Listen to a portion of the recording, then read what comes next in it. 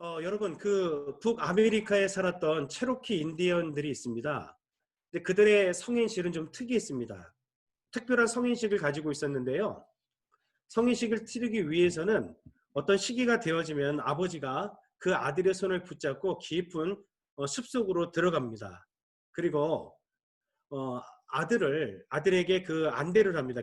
눈을 안 보이도록 눈을 가린 채 이제 홀로 나무 그루터기에 앉아서 그 긴 밤을 새도록 하는 거예요.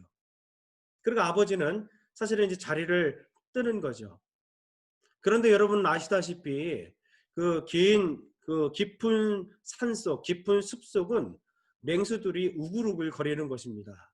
바람 소리도 쌩쌩 불고요. 그런데 거기다가 어린 소년이 두 눈을 감은 채 사실 그렇게 한다는 것이 얼마나 두렵고 떨리는지 모릅니다.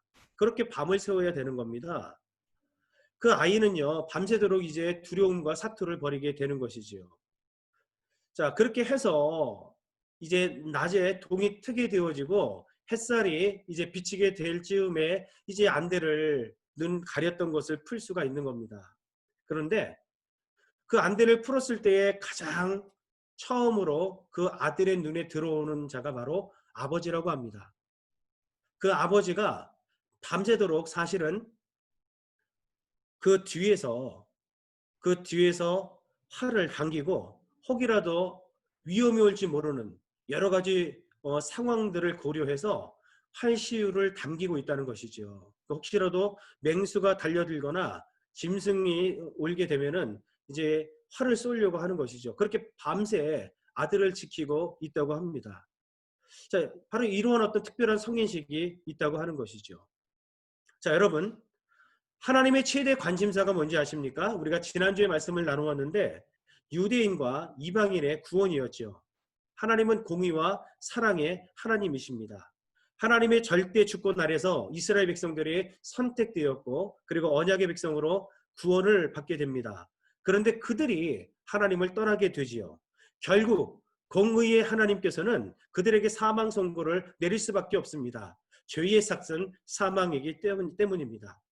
유대인이 그렇게 하나님을 떠난 것 때문에 결국 그 구원의 촛대가 결국은 이방인에게로 옮겨졌고 그 이방인들이 그리스도께 접붙임을 받아서 하나님의 자녀가 되었다는 것이 사실은 지난주 말씀의 내용입니다.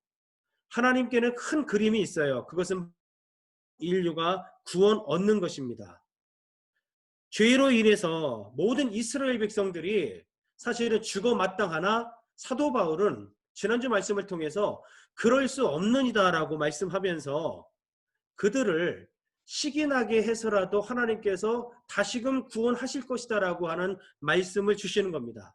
그래서 로마서 11장 26절 말씀을 보시면 이런 말씀이 있습니다. 그리하여 온 이스라엘이 구원을 받으리라. 이방인들로 하여금 그리스도께 접붙임 받아 구원 얻게 한 이후에 이제 이스라엘 백성들도 하나님께 구원을 받을 수 있도록 하나님께서는 큰 그림을 가지고 있다는 것입니다. 자, 여러분, 제가 조금 전에 체로키 인디언 성인식 이야기를 말씀을 드렸습니다. 공식적인 의식이었습니다. 남자라면 누구든지 거쳐야 하는 통과 의례였지요. 여러분, 두렵고 떨려서 밤새기 싫다고 해서 안 갈 수 있는 것이 아닙니다. 어쨌든 통과해야 되는 관문이기 때문에 아버지의 마음은 두려워 떨 그 아들을 생각할 때에는 가슴이 아프지만 아들을 데리고 맹수들이 우글우글거리는 깊은 숲속으로만 가는 것이지요. 그러면서 아버지는 밤새 활을 당긴 채 위협으로부터 아들을 보호하죠. 그런데 우리 하나님도 마찬가지라는 겁니다. 죄를 범한 이스라엘 백성들은 공식적으로 죄를 범했기 때문에 사망에 이르는 것이 맞습니다. 죄의 대가를 치러야 되는 것이 맞다는 것입니다. 하나님께서 죄 때문에 이스라엘 백성들을 내친 것처럼 보이지만 사실은 그 성인식을 치르고 있는 그 소년의 아버지처럼 우리 하나님은 한시도 우리에게 눈을 떼지 않고 구원의 활을 당긴 채 있음을 우리는 기억해야 할 것입니다.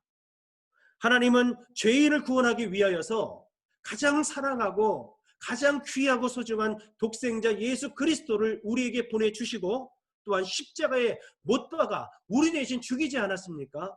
이러한 놀라운 하나님의 사랑, 이 하나님의 사랑은 모든 인류를 구원하고자 하는 그 마음이 그 안에 들어있다는 거예요. 그래서 우리는 하나님의 마음을 잘 알고 있습니다.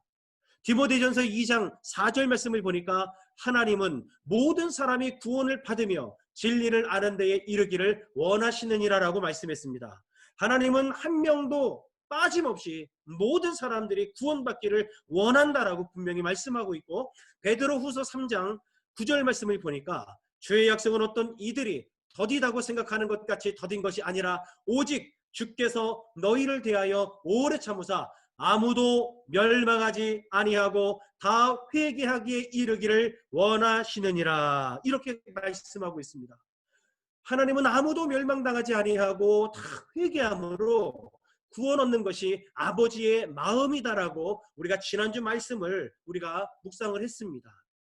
그래서 여러분, 로마서 1장부터 11장까지는 믿음으로 말미암아 구원을 얻는다라고 분명히 말씀하고 있고, 오늘 우리가 12장부터 이제 16장까지 이후에 계속 보게 될 것인데, 로마서 12장부터 16장까지 말씀을 보면은 구원 얻은 성도가 어떻게 살아야지 될지에 대해서 쭉 이야기를 하고 있습니다.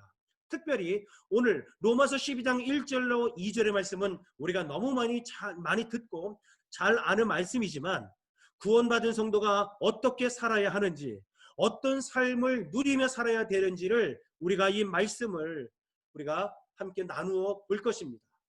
자, 로마서 12장 1절 말씀 보시죠. 그러므로 형제들아, 내가 하나님의 모든 자비하심으로 너희를 권하노니 너희 몸을 하나님이 기뻐하시는 거룩한 산 제물로 드리라. 이는 너희가 드릴 영적 예배니라.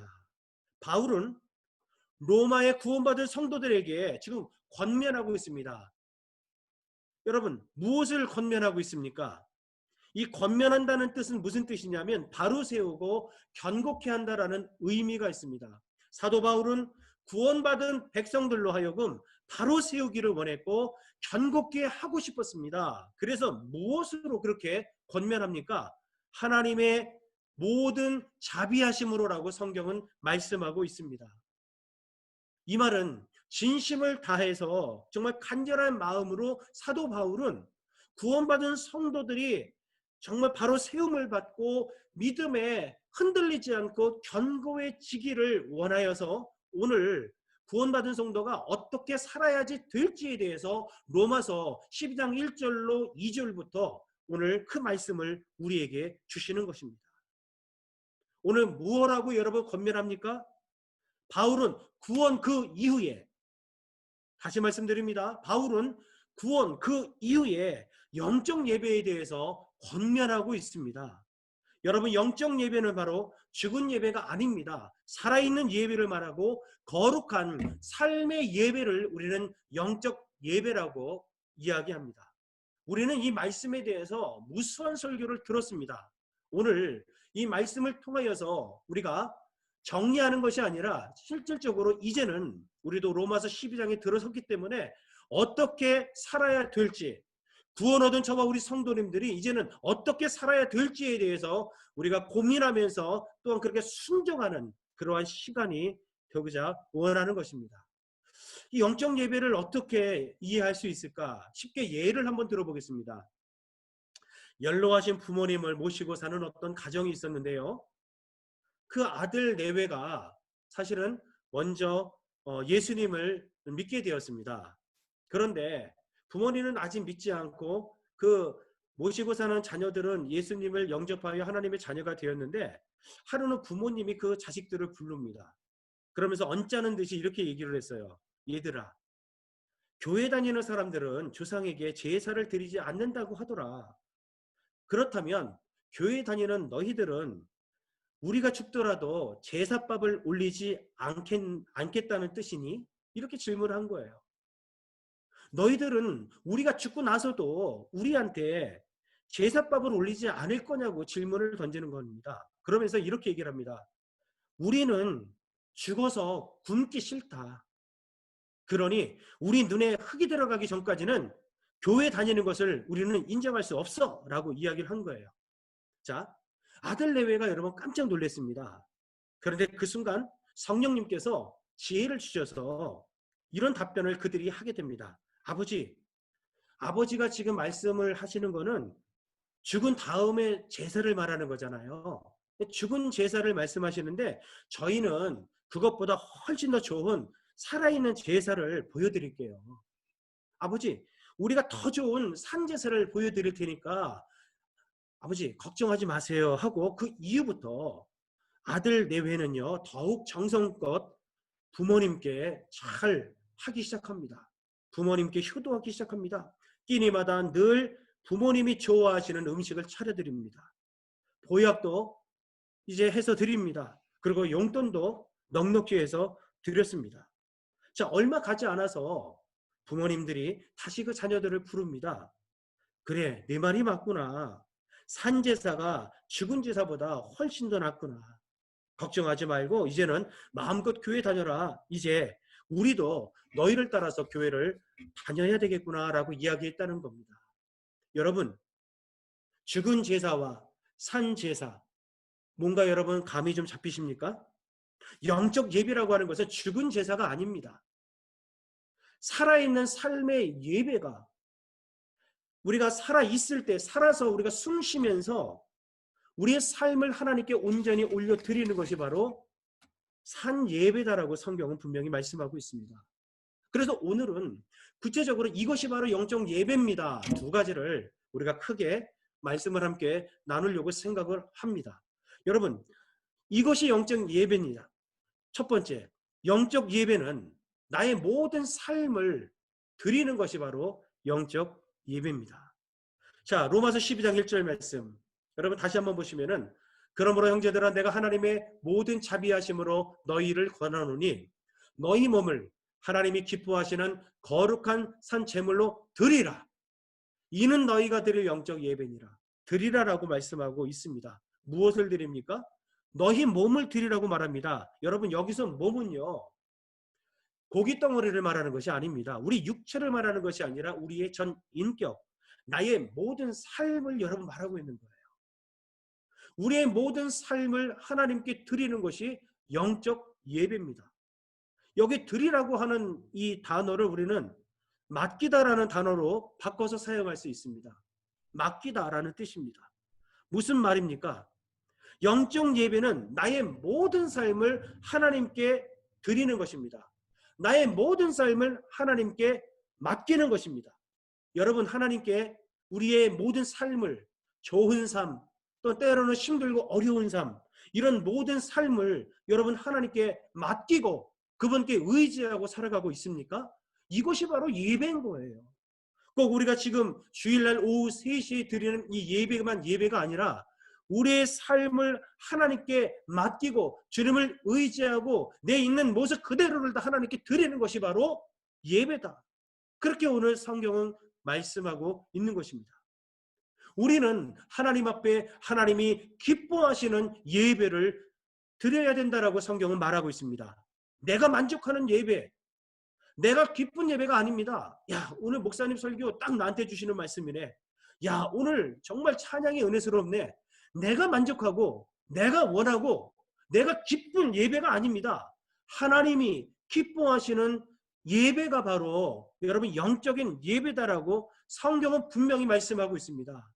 사랑하는 성도 여러분, 오늘 우리가 드리는 이 예배도 내가 만족하는 예배가 아니라 하나님께서 정말 기뻐 받으시는, 하나님께서 기뻐하시는 예배가 되기를 주의 이름으로 간절히 축원합니다.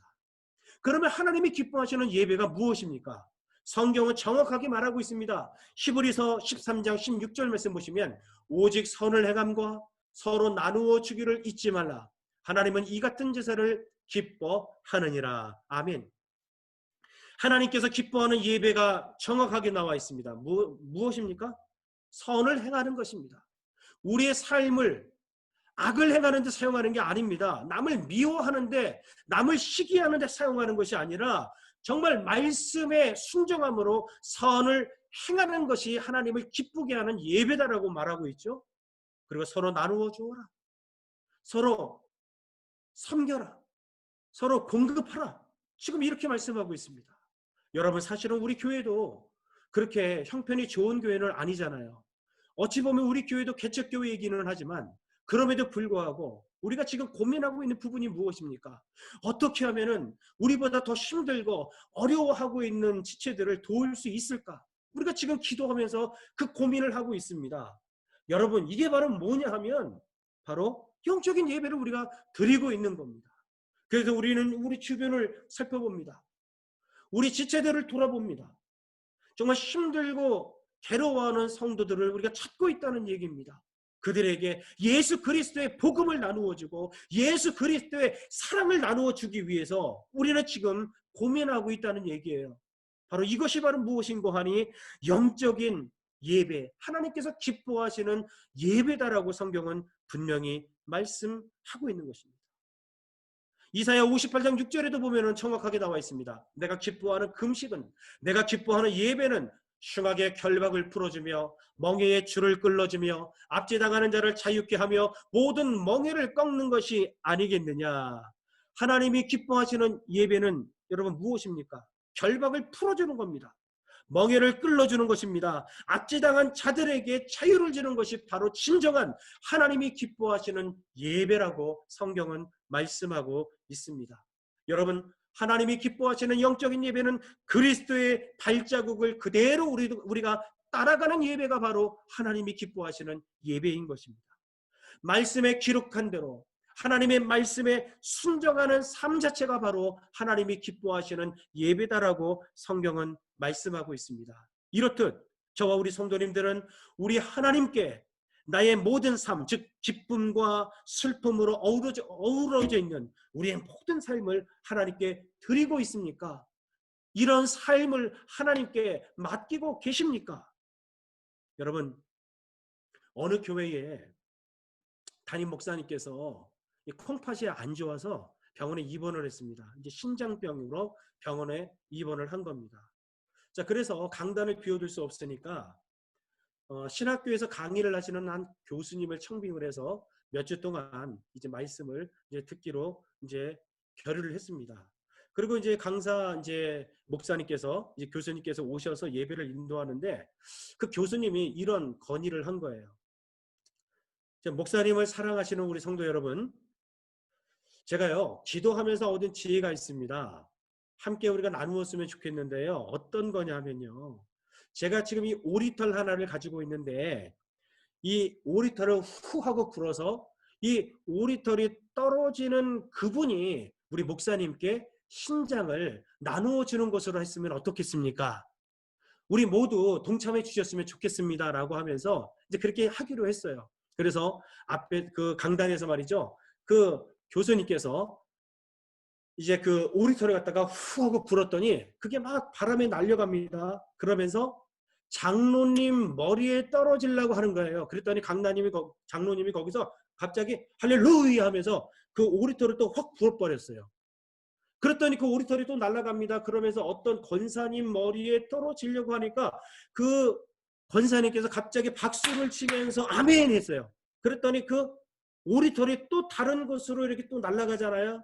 어떤 집사님 어깨 위에 앉으려고 하니까 그 집사님이 또다시 할렐루야 하면서 그 또 오리털을 또 날리고 또 불고 또 날리고 해서 그 교회는 설교 시간 내내 할렐루야 아멘이 끊어지지 않았다고 합니다. 사랑하는 성도 여러분, 이 이야기가 짧지만 우리에게 시사하는 바가 많이 있습니다. 우리는 과연 하나님께 크고 작은 것들을 다 맡기고 드리고 계십니까? 모리아 산에서 하나님께서는 아브라함에게 이삭을 바치라고 명령합니다. 여러분, 하나님께서는 아브라함에게 사실은 이렇게 약속하셨습니다. 내가 너에게 후손을 주겠다.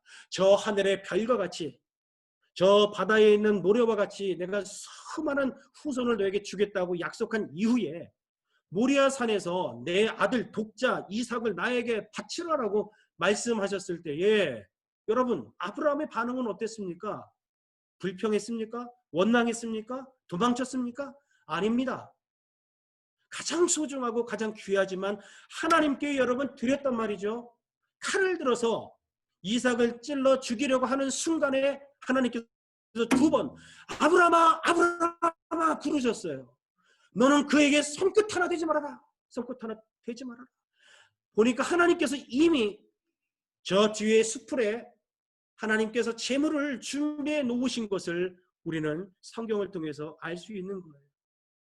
여러분, 진정으로 하나님께서 기뻐하시는 영적인 예배는 우리의 있는 모든 삶을, 나의 기쁘고 행복한 삶, 그뿐만 아니라 정말 버리고 싶고 생각하고 싶지도 않고 정말 없었으면 하는 안 좋은 그러한 모든 내 삶까지도 하나님께 맡기는 거예요. 하나님께 그저 있는 모습 그대로 드리는 것이 영적으로 하나님께서 기뻐하시는 예배다라고 오늘 성경은 말씀하고 있는 것이죠. 아무쪼록 구원받은 저와 우리 성도님들은 구원받았다 여기서 끝나는 것이 아니라 이제는 우리의 삶을 하나님께 맡기고 우리 하나님께 드리는 삶의 예배를 드리는 저와 여러분 되시기를 주의 이름으로 간절히 축원합니다. 여러분, 이것이 영적 예배입니다. 두 번째 영적 예배는 이 세대를 본받지 않는 것입니다. 자, 로마서 12장 2절 말씀 우리가 잘 알고 있지요. 너희는 이 세대를 본받지 말고 오직 마음을 새롭게 함으로 변화를 받아 하나님의 선하시고 기뻐하시고 온전하신 뜻이 무엇인지 분별하도록 하라. 여러분, 이 세대를 본받지 않는 것이 영적 예배입니다. 이렇게 시간 맞춰 예배 드리는 것만이 예배가 아니라 이 세대를 본받지 않는 것이 예배다라고 성경은 말합니다. 이 세대를 본받지 말라는 것은 무슨 뜻입니까? 이 세상과 같은 모양이 되지 말아라, 이런 뜻입니다. 같은 모양이 되지 말아라. 이 세상과 동일시 되지 말아라. 이 세상을 따르지 말아라. 이 세상에 이끌리지 말아라. 세속화된 삶의 방식을 따르지 말아라. 육체의 욕심 따라 따르지 말아라. 지금 그 얘기를 하고 있습니다. 삶의 패턴을 바꾸라. 너희의 생각을 바꾸어라. 이게 바로 이 세대를 본받지 않는 것, 즉 영적인 예배라고 성경은 분명히 우리에게 말씀하고 있습니다. 사랑하는 성도 여러분, 여전히 우리는 이 세상 풍조를 따라가고 있지는 않습니까? 물질 만능주의가 판치고 있는 이 세상 가운데에 혹이라도 우리에게 있어서 가장 소중하고 귀한 것이 물질은 아닙니까? 여러분, 하나님은 말씀하십니다. 세속화된 삶의 방식을 따르지 말라고 말합니다. 육체의 욕심이 원하는 대로 따라가지 말라고 말씀하고 있습니다. 이것이야말로 영적인 예배다라고 성경은 말씀하고 있습니다. 요즘에 여러분 매스컴을 보니까 희한한 뉴스들이 좀 많이 있습니다. 먼저 한국 뉴스를 보니까 지금 코로나 바이러스 때문에 다 힘들고 어려운데 이태원 또 클럽에 가가지고 막 함께 춤추고 하다 보니까 또 재확산되는 그런 위기를 지금 한국이 맞이한 모습들을 바라봅니다. 적어도 크리스찬이라 그러면 그러지 말아야 되는 것 아닙니까? 여러분, 미국에서 있었던 사건인데 맥도날드에 이제 햄버거를 사러 어떤 분이 이제 들어간 겁니다. 햄버거를 사고 앉아서 거기서 먹으려고 하니까 그 주문을 받던 그 일하는 사람들이 이게 법적으로 지금은 이 안에서 드실 수 없으니까 집으로 가져가셔서 드시라고 그렇게 얘기를 하고 권면을 드렸더니 이 여인이 바깥에 본인의 차에 가서 총을 갖고 와가지고 그 총으로 그 사람들을 쐈어요. 이런 일이 여러분이 있습니다. 이뿐만이 아니라 어떤 흑인이 조깅을 하고 있었는데 어떤 백인의 아빠와 아들이 그 뒤따라가서 시비가 이제 붙어가지고 결국에 가서는 그 흑인을 총으로 쏴서 죽이는 사건이 요즘 벌어졌단 말이죠. 여러분, 이러한 세상을 어떻게 우리가 따라갈 수 있습니까? 요즘 세상은 죄를 모방하는 시대입니다. 죄를 모방하는 세대입니다. 여러분, 모방이라는 단어의 뜻을 아십니까? 모방이라는 것은 어떤 사람이나 동물의 행동을 관찰하고 그것을 자극받아서 그와 똑같은 행동, 그와 유사한 행동을 하는 것이 모방이라는 뜻입니다. 다시 말씀을 드리면 타인의 어떤 행동을 갖다가 내가 적극적으로 재현하는 것이 모방이라는 거예요. 그런데 범죄 심리학자들이 사실은 여러분 이 많은 것들을 고민하고 있다는 것입니다. 왜냐하면 드라마나 영화나 이런 것들을 통해서 모방 심리를 막 자극하고 있다고 그들은 고민하고 있는 모습을 제가 한번 본 적이 있습니다. 요즘 영화도 그래요, 여러분. 자, 과거에 여러분 한국 영화에 보면은 주유소 습격 사건 뭐 이런 영화가 있었습니다. 이 영화를 보고 10대 청소년들이 주유소 및 가정집 습격 충동을 여러분 일으켰다는 겁니다. 공공의 적이라는 영화도 있었습니다. 그런데 살인 후에 지문과 DNA를 감추는 은닉 방법을 거기서 받게 되었다는 것입니다. 근원 목소리라고 하는 영화도 있었는데요. 유괴범에게 유괴 방법을 알려주는 계기가 됐다는 것입니다. 그런데 이것이 한국만이 아니라 미국에도 마찬가지라는 거예요. 다크 나이트 라이즈라는 영화가 있었는데 배트맨 나오는 영화인 것 같아요. 콜로라도 주에 보니까 한 극장에서 거기에 나오는 여러분 그 악당이 바로 베인이라는 사람인데 이 베인의 모습을 하고 총기를 난사해서 60명의 사상을 낸 사건이 실제로 있었다는 겁니다. 그리고 여러분들 우리가 또 미국 드라마 해가지고 CSI 드라마 이런 거 많이 보잖아요. 범죄 무슨 과학수사 이런 어떤 드라마.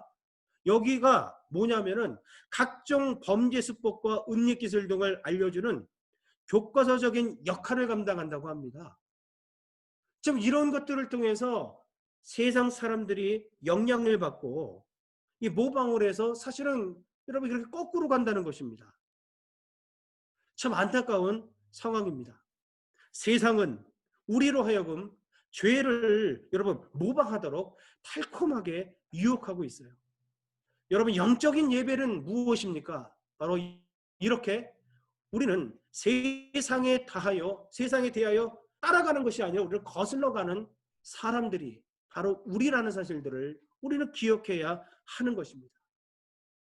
세상은 우리를 죄악으로 유혹하고 그리고 지금도 수많은 매스컴들을 통하여서 많은 사람들이 죄악 가운데 허덕이고 있지만 오늘 성경은 우리에게 정확하게 말씀하고 있습니다. 요한일서 2장 15절 말씀.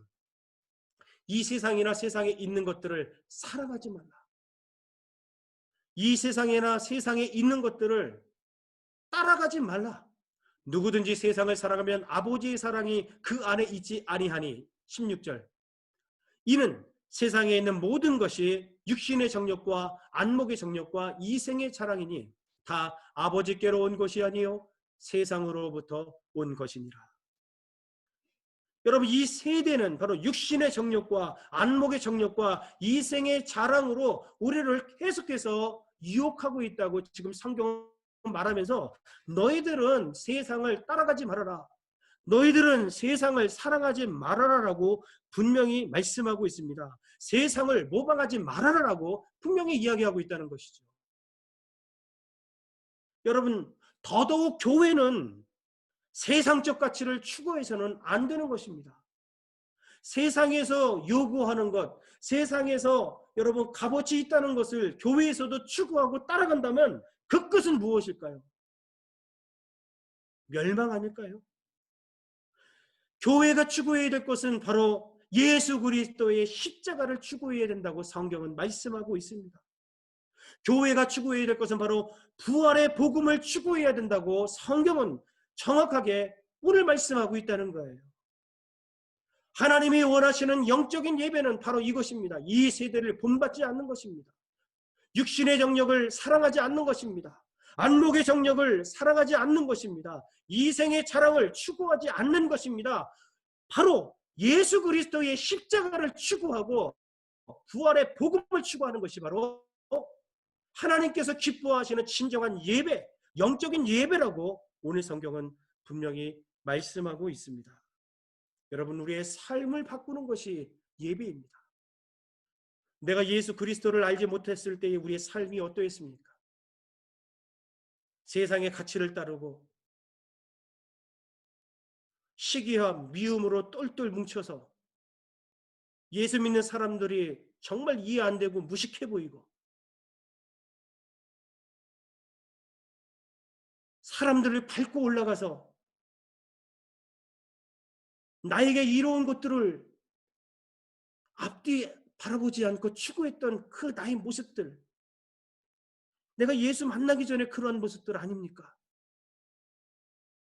혹이라도 오늘 여러분 지금까지도 예수를 만나지 못했을 때의 과거의 나의 삶 속에 머물러 있는 성도들이 있지는 않습니까?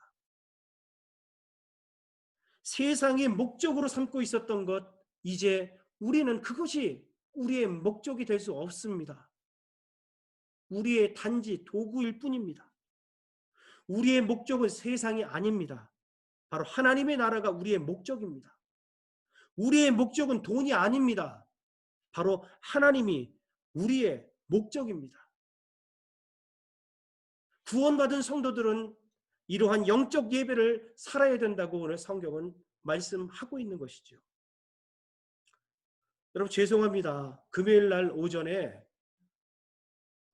저에게 전화가 왔어요. 요즘에 여러분 우리가 온라인 예배를 드리고 있지만 얼마나 기쁜 일들이 많은지 몰라요. 왜냐하면 우리 성도님들이 여기저기서 막 전화를 주십니다. 어떤 전화냐면요. 목사님 이게 성경을 보다가 궁금해가지고 잘 몰라서 여쭤보려고 전화드렸어요. 이런 분들이 여러분 너무 많아졌어요. 우리 전에 몇 주 전인데 한울 자매도 저한테 그런 전화를 주시고 지난주에는 또 윤정 자매도 저에게 전화를 주셔가지고 이것저것 또 궁금한 부분들을 또 여쭤봅니다.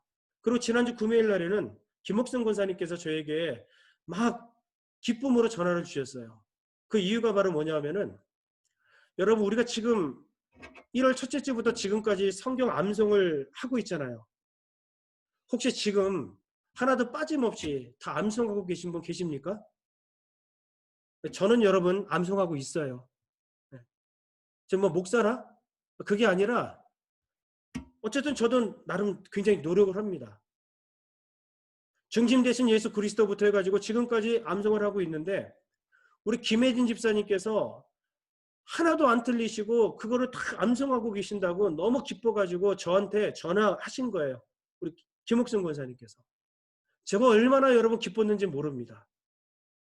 지금 코로나 바이러스 때문에 사실 우리가 힘들고 어렵고 손해보는 일이 많은 것 같지만 영적으로 볼 때에 우리 성도님들이 지금 한 분 한 분 변화되는 모습들이 지금 계속해서 보이고 있단 말이에요.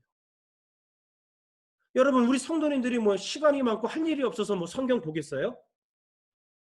다 바쁘시지만 그럼에도 불구하고 하나님의 말씀을 지금 계속해서 읽고 또 말씀을 듣고 또 여러분 연구하다 보니까 궁금한 것들이 계속 여러분 나타나니까 목사한테 여러분 전화한 거예요. 이것이 바로 구원 얻은 성도가 지금 어떻게 살아야 될지를 우리 가운데 여러분 보여주고 있는 모습이라는 것이죠.